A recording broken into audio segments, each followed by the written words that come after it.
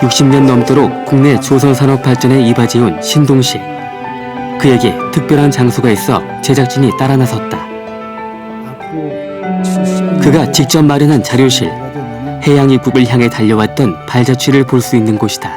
갈프소기회사 대표고 우리나라 상공부 장관이고 나고 그래가지고 갈프소기회사 대리품 개발을 위한 기술협정서를 서명하고 한 그런 사진입니다. 그래서 외국 자본과 기술을 도입하기 위해 고군분투했던 경제수석 당시 모습. 역사를 이렇게 보존할 수 대한민국이 해양 강국으로 도약하는 데 발판이 되었던 각종 보고서들도 한눈에 볼 수 있다. 국내 조선, 해운과 관련된 기획안은 모두 그의 손에서 나왔다고 해도 과언이 아니다. 60년 넘도록 조선 산업의 큰 그림을 그려왔던 신동식. 그는 오랜 시간 매달렸던 초대형 조선소 설계를 가장 의미 있는 기획으로 꼽는다.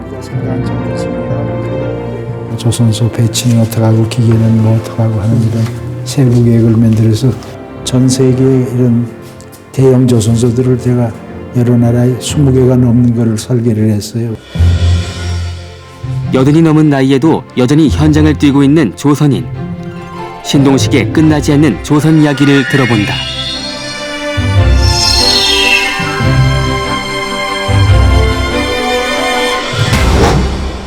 근데 그렇게 선생님의 인맥 그리고 쌓아왔던 경력이나 실력 이런 것들을 가지고 정말 많은 일들을 할 수 있는 모든 여건이 다 됐는데 왜 돌연 미국으로 가셨어요? 그렇게 1차 경제개발 5개년 계획에다 이제 해서 산업을 집어넣고 다 그러는데 정부에 돈이 없으니까 계획이 그냥 탁상공론이지 그 실천될 수 있는 가능성이 전혀 없고 조선공사에다 무슨 배를 짓는다거나 뭐 시설을 개비하기 위한 투자가 이루어진다거나 뭐 그런 게 하나도 되는 게 없어.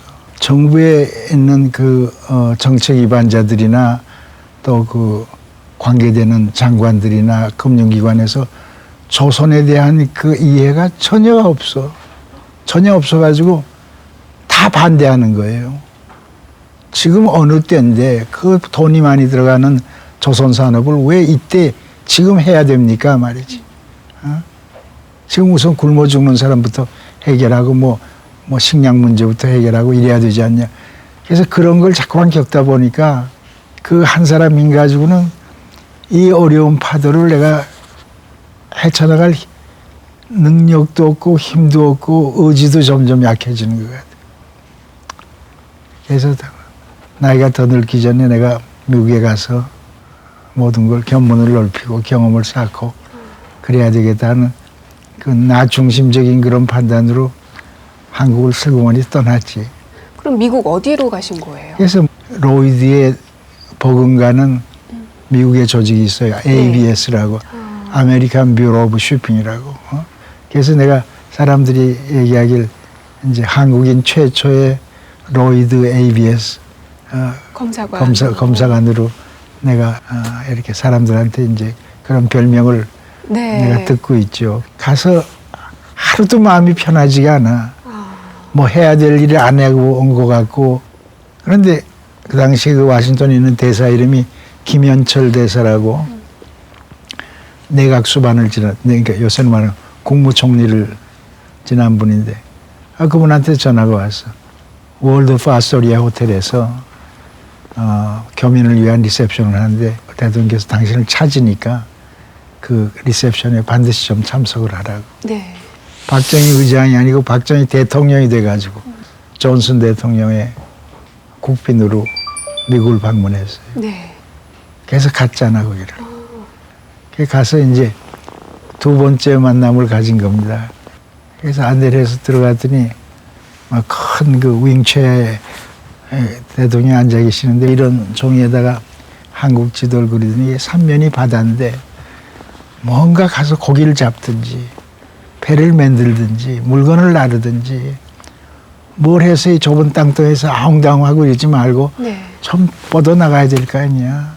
정말 해양 입국을 해야지 우리의 장래가 있지 않냐 말이야. 이 존슨 대통령이 비행기를 보내줬는데 텅텅 비어서 왔는데 자리도 많고 그러니까 같이 타고 한국에 돌아가자고. 그런 얘기 들으셨을 때 어떤 생각이 드셨어요? 아이 뭐 감동이 컸지. 그리고 말이 안 나와.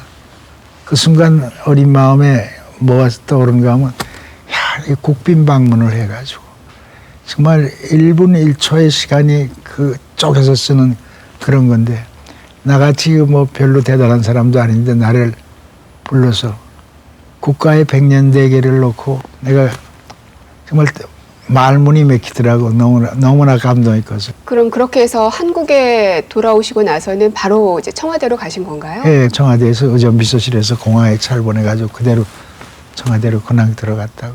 근데 그때 청와대 조직이 정무비서관이라는 조직이 있어요. 그래서 모두 다 중앙부처의 국장급들이야. 네. 2급으로 이렇게 조직이 있는데 대통령이 그 비서실장을 부르더니 내가 미국서 데려온 전문가인데 1급으로 발령을 내라고 그러더라고. 그래서 그때 나는 1급이 뭐고 2급이 뭔지 몰랐어. 비서실장이라는 분하고 이제 같이 대통령실에서 나와가지고 그 방에 갔더니 비서실장 이우락이라는 사람이 그냥 막 얼굴이 벌게가지고 그냥 소리를 나한테 버럭지를. 왜 뭐라고요? 당신 백이 누구야? 이러는 거예요. 순간적으로 뭐 김종필이야 무슨 정일권이야 무슨 뭐야. 그래서 나는 백 같은 거 없다고. 이렇고 이래서 내가 한국의 회사 산업을 하기 위해서 이제 돌아왔다고 말이야. 이유락 씨가 난 백이 없는 사람이라 그런 거 모르다니까 그러면 그래서 앞으로 보고할 사람은 비서실장하고 나한테는 대통령 2사람뿐이야. 일을 하는데 힘이 실어줬어. 아무래도 전문가이셨고 뭐 국정 경험을 했다거나 이런 게 아니셨기 때문에 그럼. 1급 정무비서관의 자리는 굉장히 파격적인 인사이긴 했겠죠. 아유 그럼요. 그러고 있을 때 했는데 청와대 조직을 바꿨어요. 수석비서관 제도라는 걸 만들었어. 그래서 그전에 수석비서관이라는 게 없었거든요. 네. 그게 처음 만들었어. 근데 유락 씨가 나를 부르더니 심비서관이 경제수석을 맡아야 되겠어 이런단 말이에요. 그래서 내가 어떻게 놀랬는지 말이지. 그게 무슨 얘기냐고 말이야. 지금 지구상에서 가장 가난한 나라가 대한민국이고 경제적인 이슈가 하나둘이냐 말이야. 수백 가지가 있는데 경제 전문가가 이걸 맡아도 이거를 할까 말까 하는 건데 나처럼 경제 전문가 아닌 엔지니어가 이걸 맡아가지고 아무리 군인들이 권력을 잡았기로서니 말이지 이렇게 하면은 국민들이 웃는다고 말이지. 이거 도저히 그렇게 하면 안 된다고. 그래서 거절을 하셨어요? 거절했지. 아주 거절도 그냥 완강하게 거절을 했지. 그래서 정말 내가 그 젊은 혈기에 대통령 집무실에 놓고 가고 들어가서 대통령한테 따졌어요. 그러셨어요? 똑같이 얘기했어. 네. 내가 하도 흥분하고 그러니까 나를 보고 앉으라 그래서 앉았더니 지금 내가 당장 필요한 게 뭔지 아느냐 말이야. 지금 국민들이 굶어 죽고 쌀을 증산을 해야 돼. 그러면 필요한 게 뭐겠어요? 비료가 필요해요. 비료가. 퇴비 가지고는 모자라서 안 돼. 화학 비료가. 그럼 비료 공장을 세워야 돼. 우리나라 지금 휘발유 많이 쓰는데 휘발유를 만드는 종이공장 하나 없어요. 이 종이공장 만들어야 돼. 집이 다 허물어져서 합판공장을 만들어야 돼. 합판공장 집 지려면 유리도 필요하잖아. 근데 고속도로도 필요하고 뭐든 돈이 없어서 이거를 할 수가 없어요. 돈을 꿔달래도 꿔주질 않아요. 한국 군인들이 구태타 한 나라고 신용 없고 신용 등급 낮고 그러니까 그래서 당신이 외국에서 로이드 같은 데서 일하고 하면서 이런 인맥들이 있고 또 큰 배를 짓는 유조선을 짓는 사람들은 전부 다 메이저 오일들이 졌잖아요.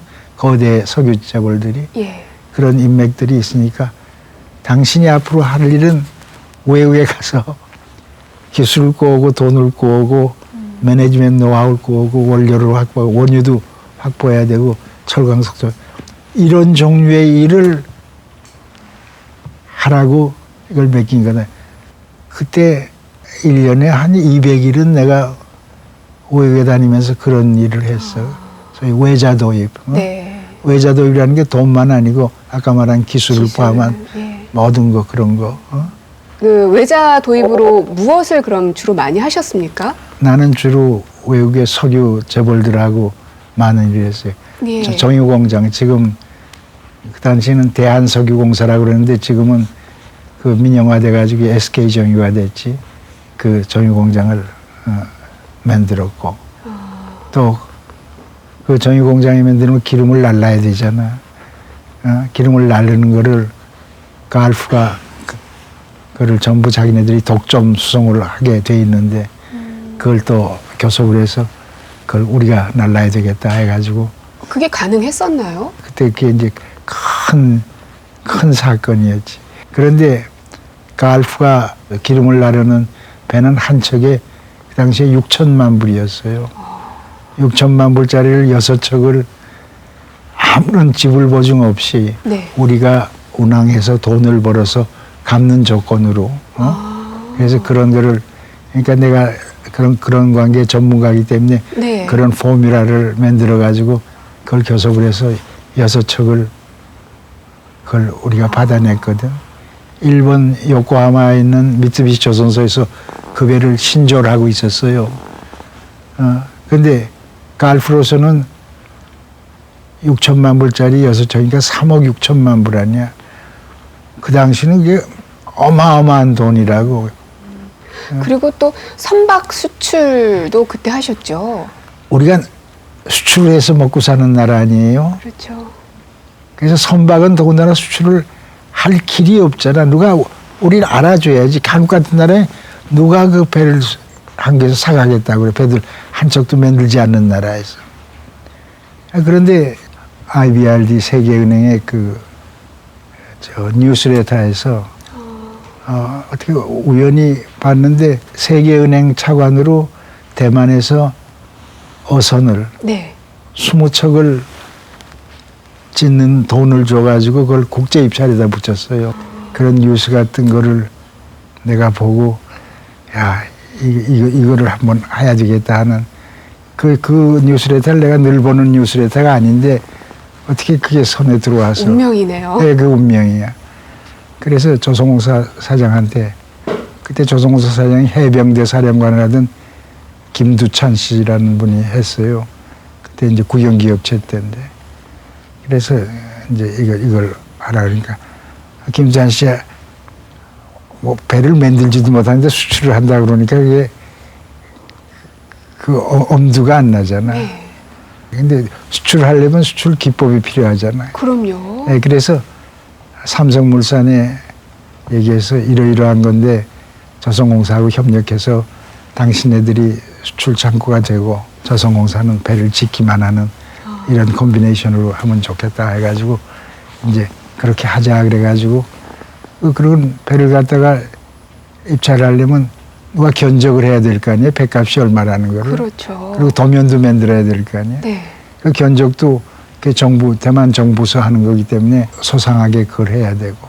근데 그런 걸 해본 일이 별로 없거든요. 조선공사가. 국제 입찰이니까 독일 뭐 일본 뭐 중국 뭐 프랑스 이태리 뭐 다 거기 참여하거든요. 그래서 거기에 이제 참여를 하고 이제 나라는대로 이제 대만에 있는 인맥들 뭐 이렇게 해가지고 그거를 작업을 했지. 근데 그 배를 만들 만한 기술이 있었나요? 없었지. 전혀 없었어요.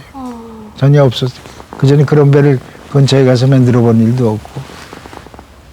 그래서 그거 우리가 맡아가지고 정말 아게인 교과서대로 앉아서 설계 또 하고. 설계하고 뭐하고 다. 그냥 꿈 같은 얘기지. 그래서 그거를 성공리에 20척을 다 만들어서 대만에. 그게 우리나라 선박 수출의 제1호 프로젝트입니다. 그래서 그건 아주 역사에 남는 프로젝트예요. 그런데 그 과정에서 선생님의 인맥이 또 빛을 네, 발했죠. 근데 내가 미국에 있을 때, 워싱턴에 있을 때 알던 분이 있는데, 아나 셔널트라고 젊은 여자인데 신문 기자예요. 정군 기자예요. 네. 이 아나 셔널트가 워싱턴에선 아주 로비스트로서 또 뭐 사교계에선 아주 대단한 그런 존재로 일을 하고 있었거든요. 그래서 이제 자연히 이제 나하고도 이제 알게 돼서. 어느 정도로 대단한 분이셨나요? 등석평이가 그 중국 주석이 되고 나서 미국 상원의원들을 안내해가지고 아나 셔널트가 북경을 갔어요. 예. 그래서 이제 중국 정부에서 상원의원들을 좋은 호텔에다가 다 이렇게 스위트를 해가지고 다 묵게 했다고. 근데 아나 셔널트는 영빈관에다가 했다고요. 훨씬 좋은 대우를 해줬군요. 미국에는 수백 명의 상원의원이 있지만 아나 셔널트는 온리완이다 말이지. 그 정도로 대만 정부나 북경 정부하고 가까웠다고. 근데 그분하고 선생님하고 인연이 있으셨던 거예요? 그럼 그 워싱턴에 있을 때 아주 가까웠어요. 그래서 연락을 했지. 네. 대만 장개석 총통부에 누구 아는 사람이 있으면 우리가 현재 익숙하지 않으니까 좀 내가 거길 가려고 그러니까 좀 도움을 받고 싶다 그래가지고 그랬더니 대만 도착하니까 거기 고위직에 있는 사람들이 나왔어. 그래서 통사정을 했지. 그랬더니 여러 가지 그 은밀한 정보들을 다 받으셨어요. 받아가지고 그것이 참고가 돼가지고 현지에서 거기에 맞게 다 작업을 해가지고 우리가 입찰에 성공을 했지. 뭐 여러 가지 프로젝트들을 하셨지만 선생님의 가장 주력이죠. 조선 산업. 네. 여기 이제 큰 그림을 그린 게 바로 이때인 거죠. 그렇죠. 이제 그 전서부터 이제 구상을 해오다가 내가 부산에 있을 때부터 구상을 해가지고 이제 그거를 마스터 플랜을 만들었죠. 그러니까 마스터 플랜이라는 건 뭐 조선소를 크게 만든다 그것뿐만 아니라 전 세계의 모습이 앞으로 어떻다. 그러니까 전 세계의 조선 산업은 이렇게 돼갈 거다. 그러면 이 전 세계 조선 산업의 발전 과정에 한국의 위상은 덮어놓고 욕심낼 수는 없잖아. 이런 위상으로 가야 되겠다. 그럼 그 위상을 갖다 도달하기 위한 수단과 방법은 이래야 되겠다. 세부적인 것까지 전부 해서 마스터 플랜을 만들었죠. 네. 대통령 지시해서 그걸 만들었지. 그렇게 만드는 과정에 아까도 말한 로이드나 ABS나 그런 데 전문적인 도움을 많이 받아가지고 이제 만들었는데 그거를 이 장관들하고 뭐 국회 소위 우리나라 당정 지도자들한테 다 보고를 하라는 거예요. 했더니 다 반대야. 지금 한국은행이나 산업은행에 돈이 얼마 있는데 네. 이렇게 천문학적인 숫자가 들어가는 사업을 어떻게 하냐 말이야. 우리가 지금 못 하나 제대로 못 만들고 철판 하나도 못 만드는 나라에서 어떻게 세계 제일 가는 조선 산업을 하게 돼. 정신 나갔다 이게 날 보고. 그다음에 대통령께서 외국 대사나 외국 기업인들 불러가지고 설명해서 투자를 좀 유치해보래. 비아냥거리고 아이고 아주 그냥 차일디시하고 나이브하고 unachievable 판타지라는 거야. impossible 드림이래. 불가능한 꿈이라 이게. 그러니 어떻게 국내외에 사면 아주 초과해요. 아무도 그거 한번 해볼 만도 한데요 하는 얘기를 하는 사람이 하나도 없어. 조선하는 사람 몇 사람만 빼놓고. 하긴 그때 조선 기술이라고 하면 선진 기술이기도 하고 그럼, 당시는 정말 먹고 사는 것조차 힘들 정도의 경제 상황이었기 때문에 그럼. 많은 사람들이 반대하는 그 마음과 이유는 뭔지는 너무나 잘 알겠습니다. 그러니까 이제 다 반대하는데 어떻게 해야 좋겠습니까 하고 이제 대통령께 말씀을 드렸더니 대통령이 내 얼굴 쳐다보고 당신 생각은 어떠냐 이게.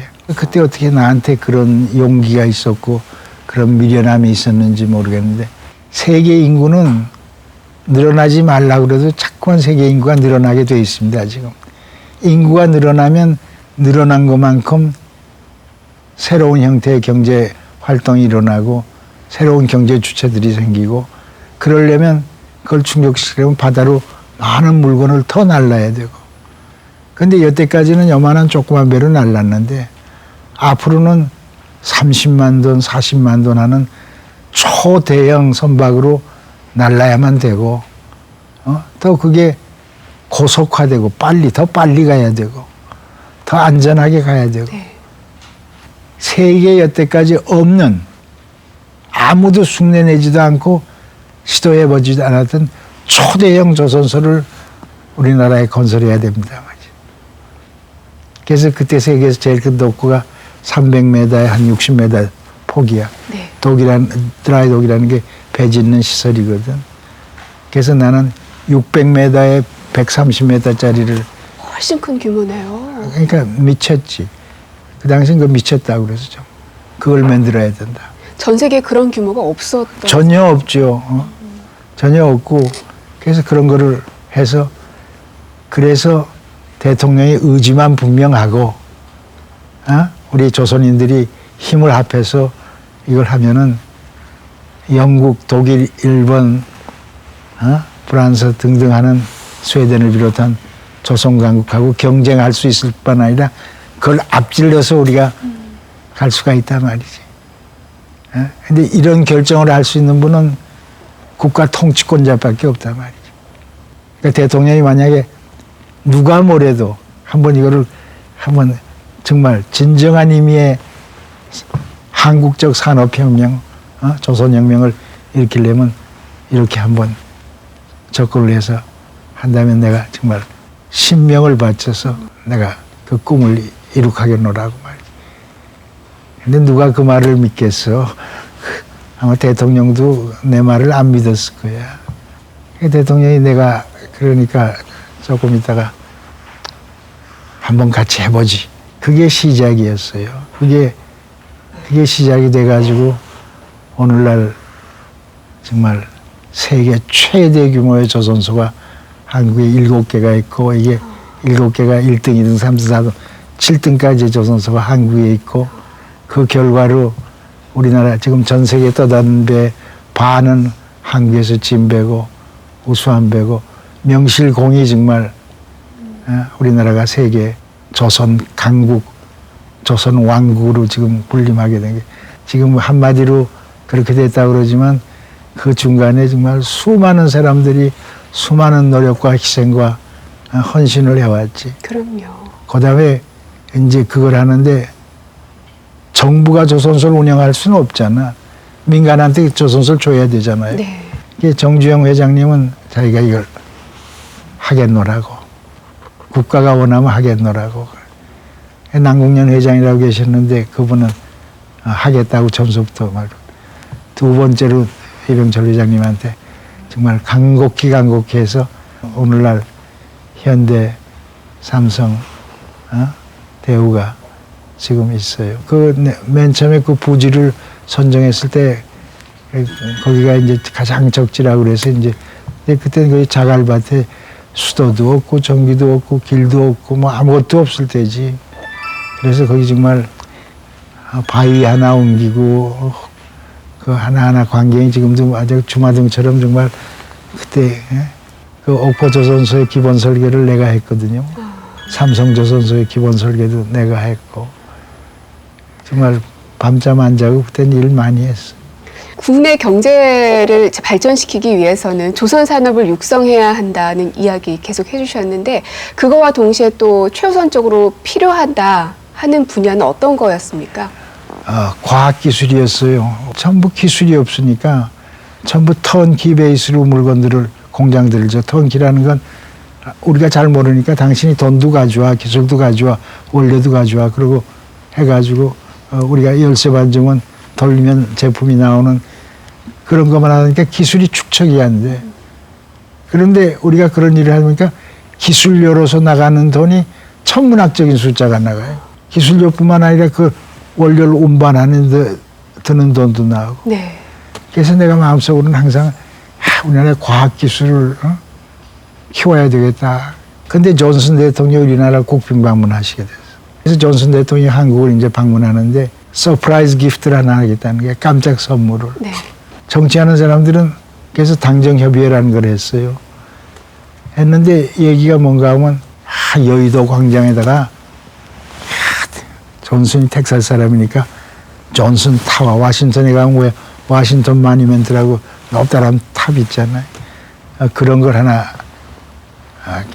세우자. 또 어떤 사람들은 한강에 다리가 많이 필요한데 파리 같은 데 가보면 예쁜 다리들 많은데 다리를 잘 만들어서 존슨 브릿지라고 하자. 뭐 그런 얘기들을 하는데 나는 그때 뭘 주장했는가 하면 과학기술연구소를 존슨 기념관을 만들어서 과학기술연구소를 하나 만들었으면 좋겠다. 날 보고 미쳤대. 어느 세월에 과학자들에다 어느 세월에 연구하고 그런 게 안 돼. 정치적인 쇼는 그냥 이렇게 기공식하고 풍선 띄우고 나팔 불고 어떤 같은 거 하고 이런 거지 그런 게 아니다. 이게. 내가 정치 감각이 없대. 그래서 내가 혼이 났지.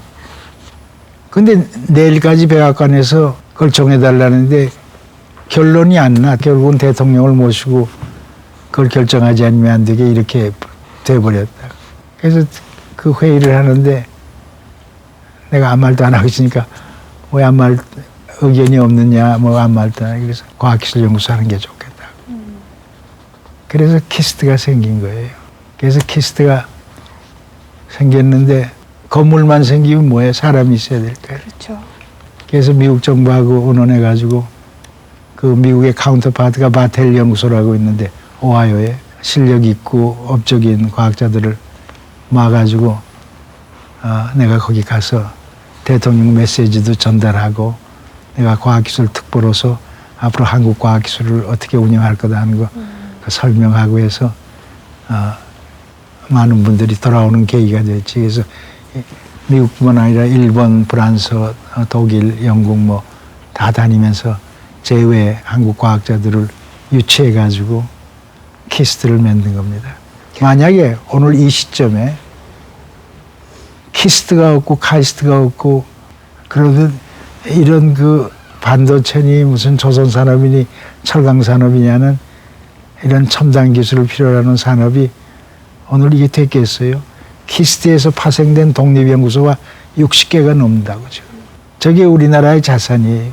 난 아직도 제조산업을 바탕으로 한 우리나라의 그런 과학기술하고 생산기술이 우리나라를 매겨 살리는 원동력이라고 나는 믿고 있다고. 그렇게 경제수석으로 71년까지 예. 있으셨죠. 근데 그러다가 왜 그만두고 자리를 떠나셨나요? 그때 청와대 이우락 실장이 청와대를 떠나게 됐어요. 그래서 그 있는 동안은 정치를 하는 사람들 다 그렇지만 뭐 이우락 사람으로 이렇게 낙인이 찍힐 수가 있거든. 사실 난 아무 사람도 아닌데. 그러니까 새로운 김정념이라는 사람이 이우락 씨하고 같이 일하는 사람들을 전부 다 청와대에서 내보내고. 그동안 경력으로 보나 뭐 기술로 보나 인맥으로 보나 스카우트 제의가 굉장히 많으셨을 것 같아요.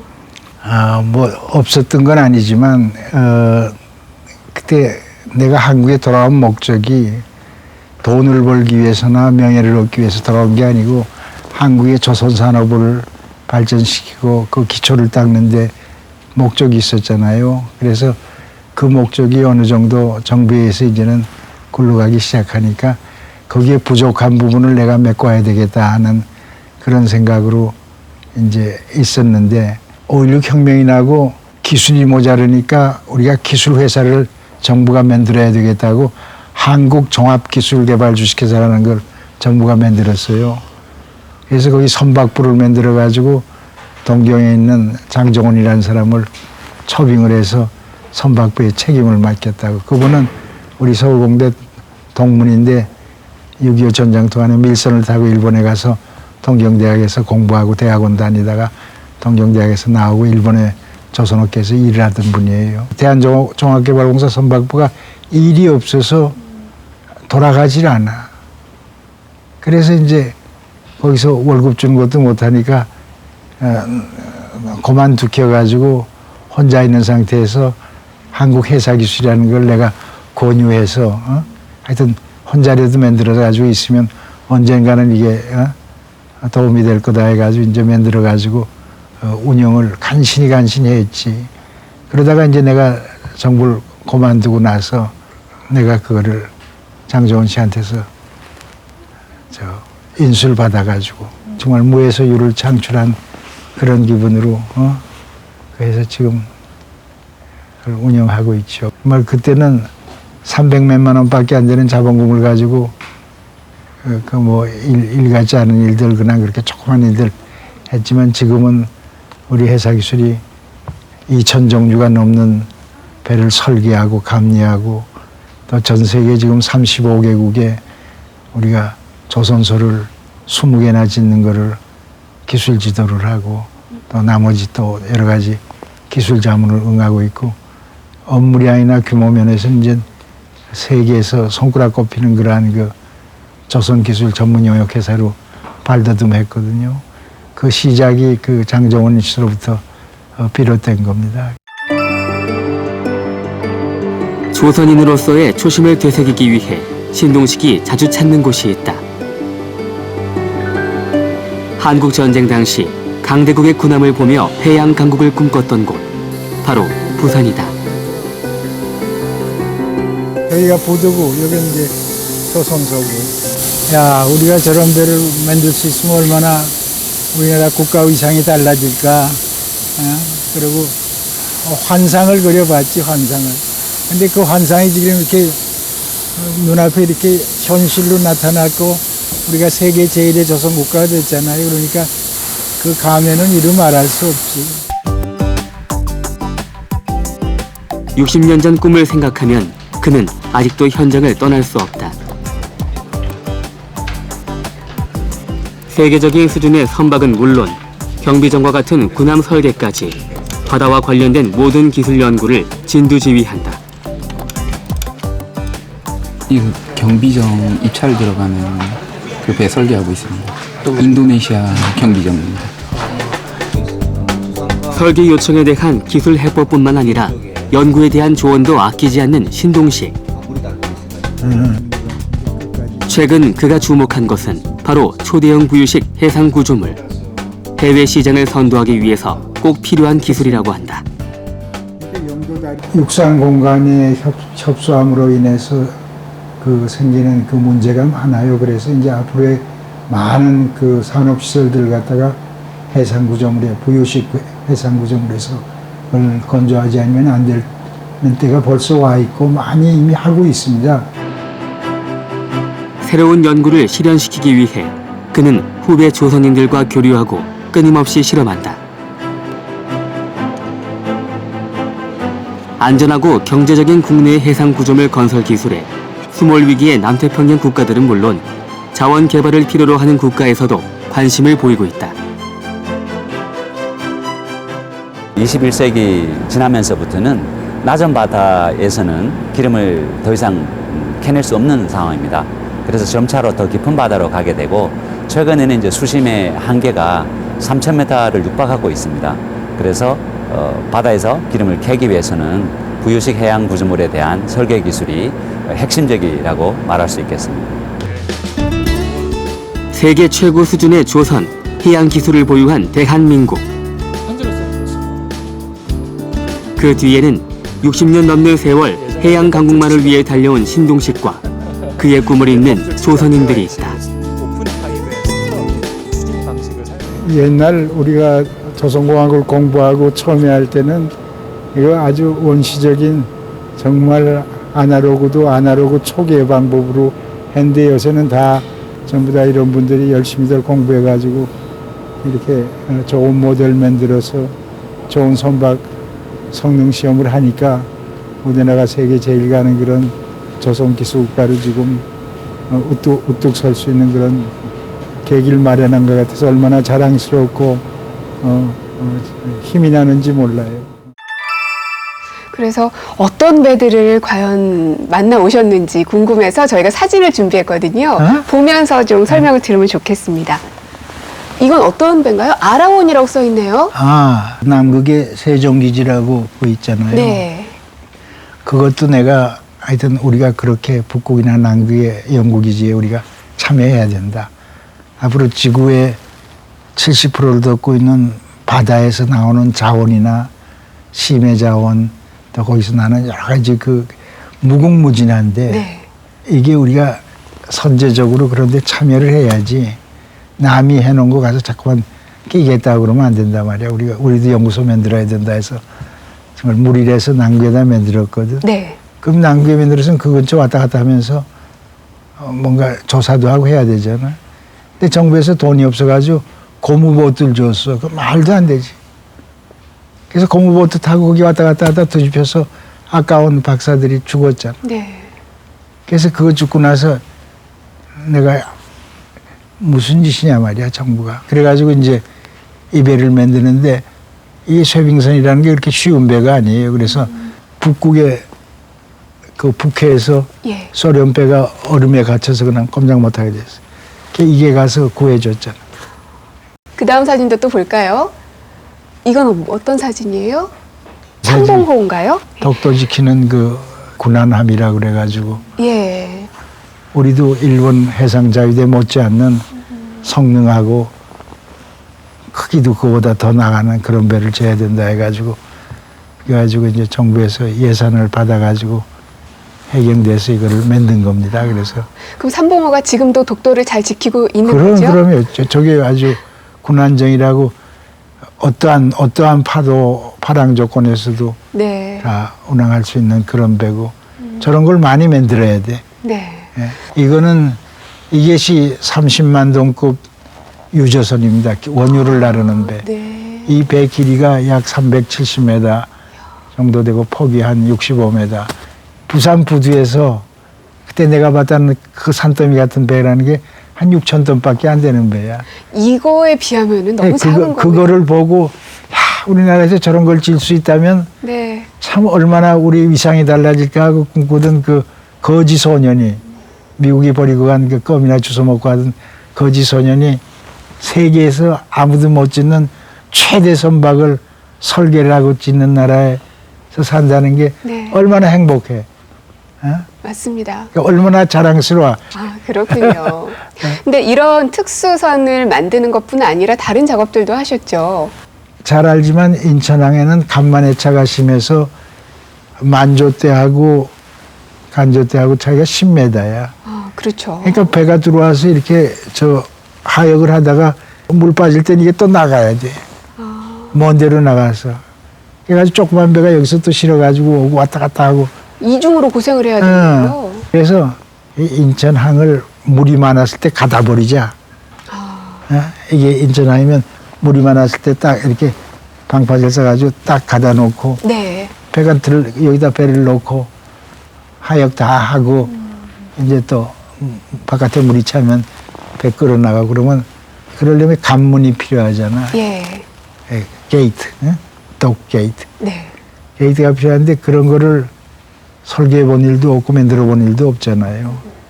근데 프랑스에서 그런 걸 하거든요. 프랑스에서. 그래서 이제 소우리아라는 회사가 있는데 그 소우리아하고 연락을 해서 그 사람들이 개념 설계를 하고 내가 상세 설계하고 기본 설계를 해가지고 그걸 만들어서 그게 운영이 돼서 지금 인천항이 제대로 지금 가동이 된 지가 벌써 꽤 오래됐죠. 회사 기술 만들고 나서 네. 첫 번 프로젝트였어요. 아, 그랬군요. 그리고 배만 감리하신 게 아니라 다른 것들도 감리하셨죠? 네, 그저 성수대교가 그 무너져서 가라앉았잖아요. 예, 예. 근데 그 가라앉은 게 그 계산들을 잘못해가지고 그래서 도로공사에서 이 쇠를 자르고 붙이고 용접해서 국제적인 기준으로 이 철구조물을 만드는 그런 재주는 조선쟁이들한테 있다. 그래가지고 나한테 그래가지고 앞으로 간교를 만들 때는 어떤 기준으로 설계하고 어떤 기준으로 시공을 하고 하는 그런 매뉴얼을 만들어 달라고 그래가지고 네. 그걸 만들었어요. 그러니까 만들었더니 또 그대로 되는지 안 되는지 실질적인 감리를 해달라고. 그래가지고 그 지금 서해안 그거 뭐 영동고속도로 뭐 등등 저 또 근래 와서는 그 거제도 가는 거가대교 아, 그 뭐 그런 특수 예. 철구조물들에 대한 설계 감리하고 건조 감리를 전부 다 했죠. 그래서 물과 관련돼 있는 곳에는 선생님의 손길이 참 많이 가 있군요. 오래 살았기 때문에 그날 다 만지작거렸어. 네. 현재 조선 산업은 사양 산업이다. 그리고 위기다. 이런 얘기들 참 많이 하고 있습니다. 뭐 아다시피 우리 조선산업은 우리나라 경제 발전이나 기술 발전하는데 큰 역할을 하는 아주 효자 산업이에요. 그렇죠. 그렇게 훌륭한 기술하고 그렇게 그 세계적인 기술 신뢰도를 얻은 산업이 왜 이렇게 몇 조가 그 손실이 나고 그랬냐. 간단해요. 이런 얘기 마음 놓고 해도 좋은지 모르지만 우선 기업주, 주주, 경영하는 사람들이 너무 안일하게 되어서 세계 1등이다. 우리 배가 제일이다. 그리고 쓸데없는 자기들끼리의 경합. 이거 받아야 될 돈이 3조면은 같이 3조 비슷하게 경쟁을 해야 할 텐데 그거 달라고 한 군데서 2조에 들어가서 그런 덤핑을 하고 뭐 이런 네. 바보 같은 짓을 했어. 그리고 기업주, 주주들이 문제가 많아. 만약에 집안에 아들이 몸이 아프다 그러면 어떻게 하겠어요? 아이고, 왜 아플까? 네. 얘 병원에 제일 좋은 의사 선생님한테 데려가서 진단을 받아서 그 병을 고치고 그래야 될 거 아니에요. 근데 그런 노력들 안 해. 아이, 그거 아무것도 아니에요. 되겠죠. 뭐. 이러고 넘어가고 그러니까. 그 다음에 두 번째로는 기술자들. 연구개발에 소홀히 했어. 독자적인 연구개발을 해서 세계 제일이면 우리만이 가지고 있는 독특한 기술이 있고 그것이 경쟁력이 돼야 되잖아. 근데 우리는 전부 다 fast follower야. 무슨 얘기인가 하면 남이 만드는 자동차 우리도 만들고 남이 만드는 배도 만들고 남이 만드는 기계 만들어. 따라만 간다는 거죠. 따라 fast. 세 번째로 이 정부의 컨트롤 타워가 없어요. 이거를 세계 조선 제1국가면은 조선에 대해서 뭐가 문제가 있나 하고 모니터하고 뭐 해가지고 해야 될 거 아니야. 근데 한때 조선가를 없애버렸어요, 정부에서. 그랬군요. 그러니까 컨트롤 타워가 없으니까 모니터 할 때도 없고 문제점을 보고도 아이, 뭐 조선소가 알아서 하지 하고. 이 바닥에 있다는 것만 확인하는 데서 그치는 게 아니라 이걸 극복해내야 하잖아요. 우리가 지난 몇십 년 동안 세계 조선 제일 강국이 되기 위해서 축적해놓은 여러 가지 기술 이런 것들은 아무 나라도 따라올 수 없는 거예요. 왜 그런 얘기를 하는가 하면 만약에 돈이 있어가지고 배를 30만 톤짜리를 중국에서 지금 짓고 싶다. 네.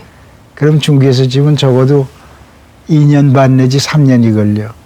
착공해서 배가 나올 때까지. 네. 일본에서 하면 한 1년 가까이 걸려요. 우리나라는 마음만 먹으면 6개월에서 7개월 걸려. 그만큼 우리의 그 생산성이나 효율성이나 품질 관리나 정도 관리면이 하루 이틀에 따라올 수 있는 그런 수준이 아니고 그런 그 어마어마한 그 유니크한 우리의 그 실력이 잠재되어 있거든. 특히 해양 구조물 같은 것도 여러 척이 되고 그래서 아직도 할 일이 많아요. 배 한 척이 아까 1,000억 간다고 그랬잖아요. 네. 근데 해양 구조물 한 척 값이 7조가 가고 5조가 가는 그런 거대한 프로젝트들이 있다고. 그다음에 자체 내에서 조선 관련 산업이고 조선소고 지금 말한 융합 문제. 아까 내가 그 서빙선 보고 이제 원자력 산업하고도 하고 뭐도 하고 그 횡적인 융합을 통해 가지고 바다하고 관련된 산업을 융합해 가지고 이걸 나가는 그런 큰 동기를 만들어내야 돼요. 그래서 이제 그게 내가 하는 게 지금 floating, very large floating structure 해가지고 공항 같은 거, 네. 제주도 공항, 부산 공항, 신공항 필요하거든. 그거 땅에다 찌느라고 자연훼손하고 매립하려면 막 산을 허물고 다 그래야 되잖아. 근데 내가 이제 주장하는 거는 부유식으로, 부유식으로. 바닥에. 그래서 그거를 지난 20년 동안 선박해양연구소니 뭐 이런 데 가지고 그게 기술적으로 세이프하다는 게 다 증명이 됐어. 한중 열차 페리는 조선하고도 관련이 있지만 그거는 내가 개인적으로 그것도 한 20년 된 일인데 황해권, 그러니까 황해가 언젠가는 이것이 한국하고 중국을 연결하는 하나의 뭐가 되겠다 해가지고 거기에 해상철도를 놓는 거. 예를 들어서 부산에서 기차를 타면 저 화물을 실으면 요새는 인천에 갖다 내려놓고 인천에 내린 걸 또 중국 가서 한국에 내려놓고 그걸 또 실어가지고 또 가고 그러니 그 하역비, 상하역비가 얼마나 많이 들어. 그렇죠. 시간도 많이 들고. 그래서 그거를 부산에서 실은 게 그냥 그런 과정을 거치지 않고 기차로 저기 해가지고 유럽까지 가는 열차 자체를 배에다가 그럼. 실는 거죠. 열차 자체를 그냥 실어가지고 그냥 가는 거. 그래서 그 배를 설계해서 만들었거든. 그래서 그것도 내가 열심히 지금 하려고 그러고 있고. 아직도 하고 싶은 것 또 해야 할 일들이 많으셔서 그런지 그 말씀하시는데 화색이 확 도시는 것 같아요. 그 후배 조선인들하고도 자주 만나신다고요. 강의도 네. 하시고. 왜 그런가 하면 이런 걸 하려니까 자주 만나야 되잖아. 그래서 내가 포럼을 5개를 운영을 하고 있다고, 포럼을. 아까 말한 그 VLFS라고 거대 부유식 그 구조물하고 한중 열차 페리에 대한 거하고 CO2 관계하고 같이 얘기하고 저녁 먹고 토론하고 뭐 이런 거 하지. 그리고 각 대학이나 연구소 그런데 요청받아가지고 특강을 많이 합니다. 지금까지 한 게 한 40번도 넘어요, 특강한 게. 60년대, 70년대 우리가 이 못 사는 나라를 잘 살기 위해서 우리가 어떤 노력을 했고 어떤 희생을 했고 앞으로 뭐가 필요하다 뭐 이런 거를. 그래서 맨 처음엔 그런 거 하면 젊은 사람들이 별로 좋아하지 않을 줄 알았는데 굉장히 감동하고 어떤 대학에 가서 강연할 때 막 학생들이 막 눈물도 흘리고 그런 일이 있다. 그래서 아직도 이 나이에 사람들이 날 찾아와 주는 것만 해도 내가 고맙다고들 그러지, 후배들한테. 참 오랜 시간 이렇게 선생님 말씀을 쭉 들었는데요. 작은 배를 봐서 꿈을 꿨던 한 청년이 예. 지금은 전 세계에서 가장 최고가는 대한민국의 배를 만드셨잖아요. 예. 그러니까 그건 운이 좋아서 그런 기회가 나한테 주어진 거고. 수많은 후배 조선인들 그리고 앞으로도 이제 조선 산업을 이끌어갈 수많은 미래의 젊은 조선인들에게 한 말씀 부탁드리겠습니다. 월트 디즈니에 가본 표가 있잖아요. If you can dream it, you can achieve it. 네가 꿈을 가질 수만 있다면 너는 성공할 것이다 하고 했는데 꿈을 가질 수 있는 여유가 없이 살아가는 젊은이들한테 좀 꿈을 좀 가져가는 그 꿈이 나라를 위한 꿈, 조금 더 차원 높은 꿈들을 가지고 살아줬으면. 그래서 되게 모든 사람들이 불가능하다고 여겼던 걸 우리가 그런 불가능한 상황을 기회로 만들었고 그 기회를 성공으로 이끌었잖아요. 꿈을 갖고 노력하면 이 좋은 세상에 얼마나 많은 걸 성취할 수 있겠어요. 그런 자세로 세상을 살아주기를 바라는 거지. 네, 오늘 긴 시간 말씀 정말 감사합니다. 오늘 좋은 말씀, 귀한 말씀 잘 들었습니다. 감사합니다. 네.